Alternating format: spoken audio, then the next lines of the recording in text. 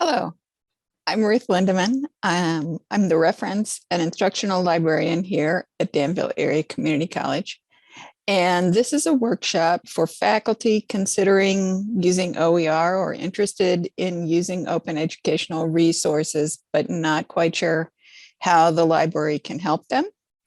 So I am going to walk through a little bit of just a little bit of background on OER and then show you some tools that the library has pre-prepared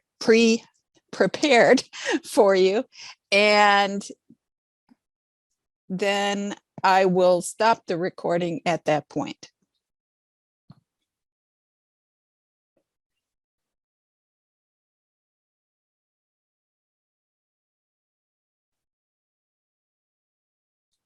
So I'm going to share my screen here and flip to PowerPoint. Okay, so OER and the library. Most of you, if you're tuning into this, already have some idea what open educational resources are, but let me just run through a definition that is, there are a dozen definitions for OER, but this one covers all the bases pretty completely, which is why I wanted to use it. So OER are teaching, learning, and research materials. And these materials must be in either the public domain, which means, either someone has declared them in the public domain or they have their copyright licenses have expired. So there's a couple of things that can happen there.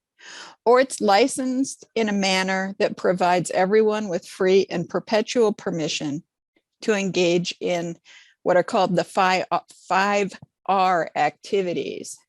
And these are retain, reuse, revise, remix, and redistribute. So I'll talk in a couple minutes about things that are not OER resources and yet are easy to get confused with them.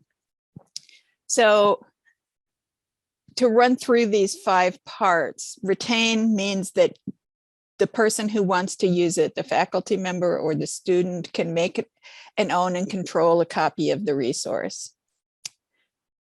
They can reuse that resource.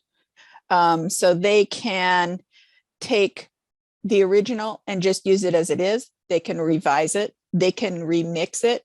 So you can use multiple different OER sources and put them together and create your own. They can revise it so that maybe you like this one textbook that you find, but you want to make a change in it because you don't need a section. Maybe you want to drop some sections out. So you're allowed to do that. You can remix it, which means you can pull in new things and create your own brand new textbook. So for example, there is only one OER humanities textbook currently available, but if people wanted to create one for the humanities course, they would take bits and pieces potentially of textbooks in the arts and in philosophy, etc., and assemble them into a work that will work as the humanities textbook. And then they could redistribute it. That means they could take the original that they've now assembled from these various sources, and they can distribute this to others. So they could load it onto an open educational resource site. There are sites that will let you just upload your materials so that others also can proceed with OER. There are a few misconceptions sometimes I think that people have about OER, and so I want to kind of address those specifically. One is that some people, and this may be more true of some administrators than of some faculty members. I mean, people have very some people have somewhat unclear ideas about what it means. And so some people think OER is just textbooks that are freely accessible to students. But that's not really what it is. It's a lot more than that. There are OER textbooks, but it means that, to have a completely OER course, you have a lot of other tools you may be incorporating that are also open educational resources, like podcasts or videos or interactive modules. Another thing is it's all OER or nothing. People think, well, I have to give an OER course. Not really. And in fact, I would encourage you, if you're interested in OER, to start small. Look for maybe an assignment or an interactive tutorial or video that you can, play around with a little bit. Pull that in and use it with your other materials and just keep building on that. And another one is, I can't do OER because there's no test banks, study guides, et cetera, et cetera, et cetera, whatever it is that you're used to using. Again, if you're thinking of OER strictly as a textbook, that may be true, but actually a lot of the best, 100 and 200 level textbooks also have test banks and study guides and other apparatus with them. You can also start with an OER textbook and then, start creating study guides of your own that you can upload for others to use with the textbook, depending on the book in question. So OER actually covers a broad spectrum of materials and ways of using them.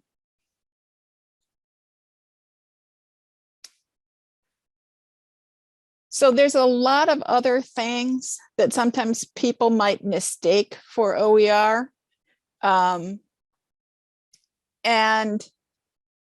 to kind of OER purists, that matters. But as far as I'm concerned, and as far as I suspect many of the faculty here at DACC are concerned, what you're really looking for is resources of quality that you can use with students and students don't have to pay for them.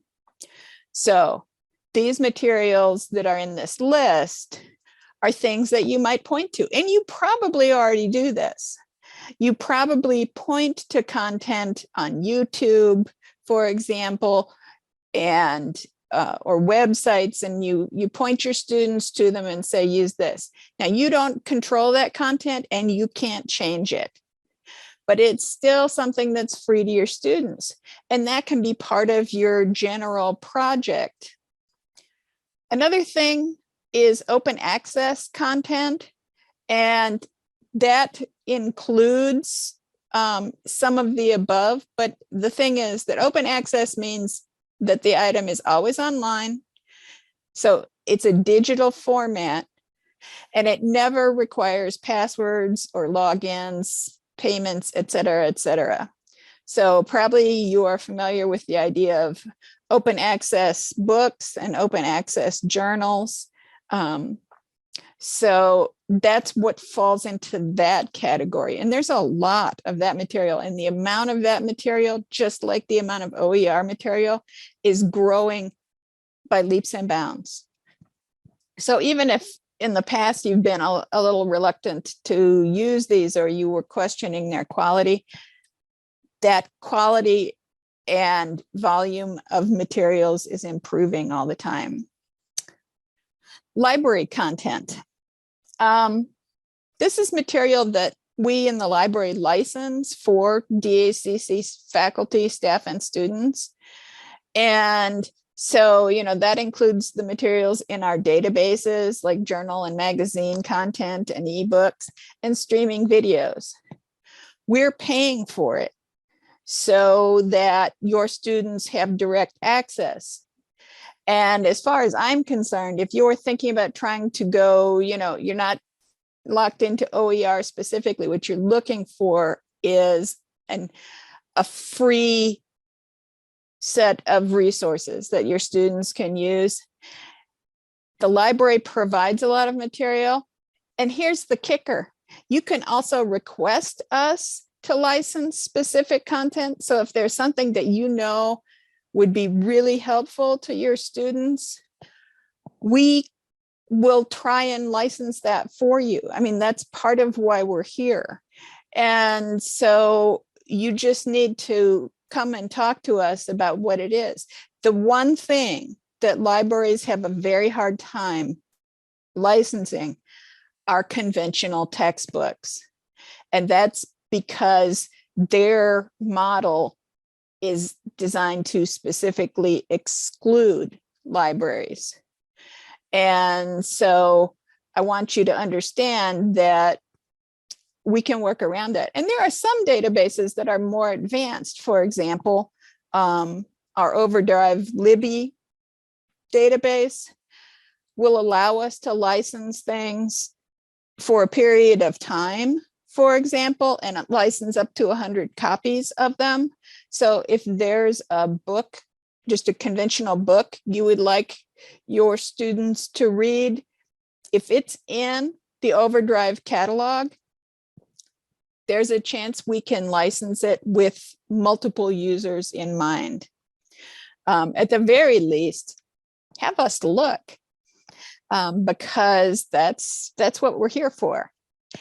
And then there are other kinds of, resources like anatomical databases or interactive things for chemistry that we can also license. What we need to know is what you're interested in.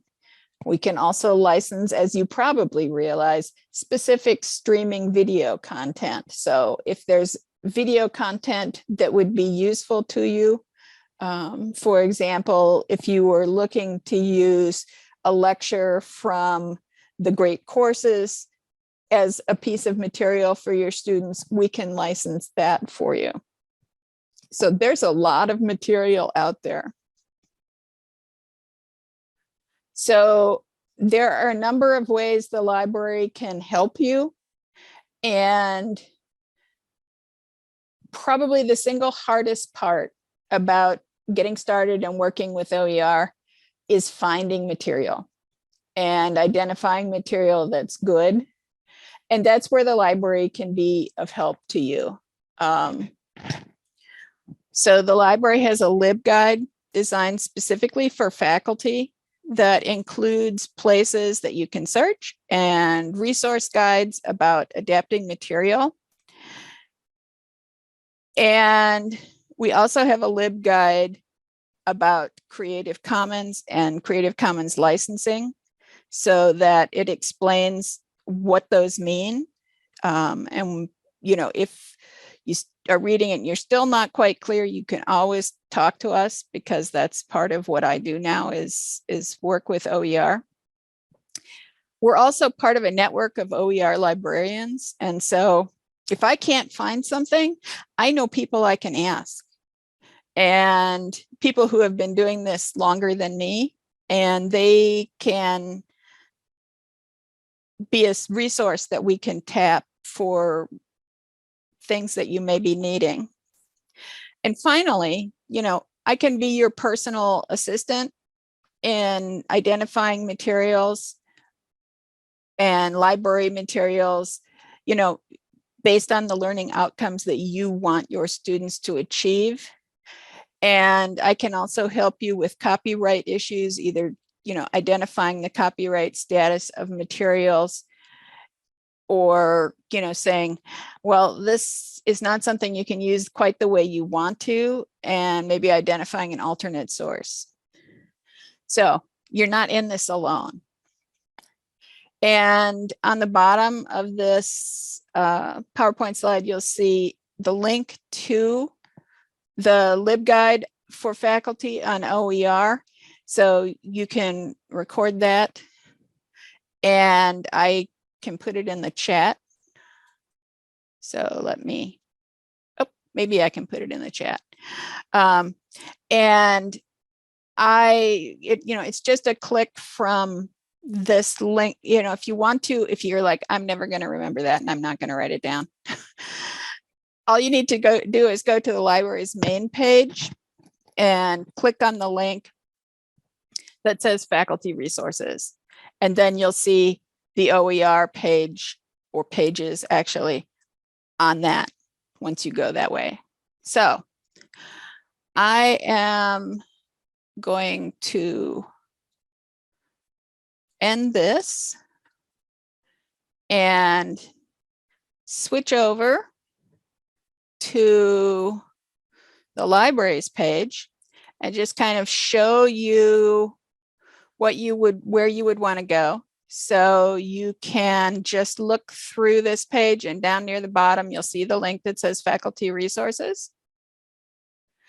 And right there is the OER, open education resources, and there are the Creative Commons page, the resource page, and then some additional information about adapting and selecting OER that you can find. I'm just going to jump to the finding page so you can see that a little. And there are a whole bunch of resources on here.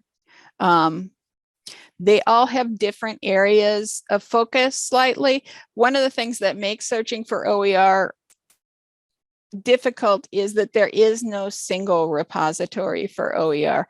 It tends to be scattered either in state-run repositories or individual university-run repositories.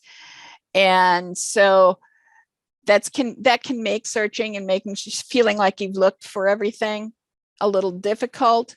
I have highlighted 2 on this list that are particularly good. So if someone is looking for technical resources for business or workforce development in all different fields, the Skills Commons repository is a resource put together by the Department of Labor, and it includes all kinds of things for career and tech fields. And Merlot is a collection of all different types of learning media, and it's a really excellent resource. It's probably the deepest single individual resource of all of them. And there is also in here a search box to allow you to search OASIS, which is a search engine of OER resources, so that it does some of that for you. It's a very nice, simple tool. So I'm just actually going to jump to it just so you can see it. And it shows you that this is how many items are in their collection of links. And you can search it by type of resource you're looking for, by subject, and other things that may or may not be things you want to refine it by. So we're going to take a look at that after I turn off the recording. The other thing that I recommend you do is, if you're still not having luck using any of these, you can use the Google Advanced Search. You used to be able to get to Google Advanced Search from the main Google search, but not anymore. Now you have to know it exists. And so I've provided a link for you. You can also just search in Google for Google Advanced Search, and it will take you there. If you're looking for open access video, there's a bunch of resources here. You probably know about some or all of these, but this just collects them in one place so you can kind of see what's available. And if you are looking for images and some music that are open resource, Openverse, that's what used to be called the Creative Commons search. That's a tool to find images and music. So I appreciate you for listening to this, and I hope you find it useful. And I'm going to turn off the recording now, assuming I can get back to Zoom properly.